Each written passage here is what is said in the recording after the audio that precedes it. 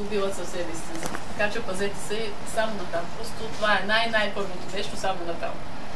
Оръжието насочено. Никакви други въртения с оръжието. Ако някой нещо има, дигнете ръка, ще дойда веднага, ако не искате да го притесваме. Така, хвата на оръжието, положението на тялото, ще вземем и премерване. Ще направим супичка. Сега знам, че малко ще се разочарова, не предполагам някой, че няма да стреляме само. Но в общи линии суките, значи за пистолета специално, може би 50-60% си е суха стрелба за добра стрелба. Обяснявам веднага защо. Сухата стрелба, знаете, няма патрон в цевта. Значи мислите си за хвата, мислите си за спускане, за премерване, за дишане. Никой не мисли, че ще има дали да се страхува от изстрела, да очаква изстрел. И изстрела става както трябва. В момента, в който го направим няколко пъти без патрон, дали да усетите реално какво трябва да бъде.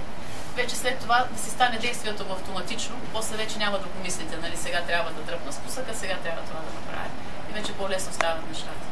Иначе сложим още от началото патроните, всеки мисли първо за отката, нали, за изстрела, за звука и къде ще му отиде пистолет.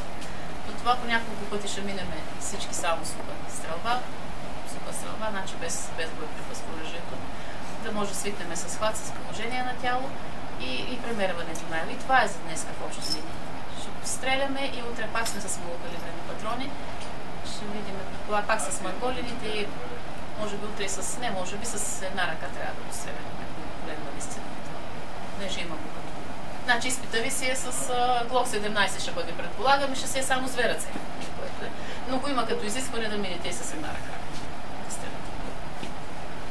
Така, сега на всички ли да почвам като положение на тяло и на хват, или искате да се разделим още сега на пилот?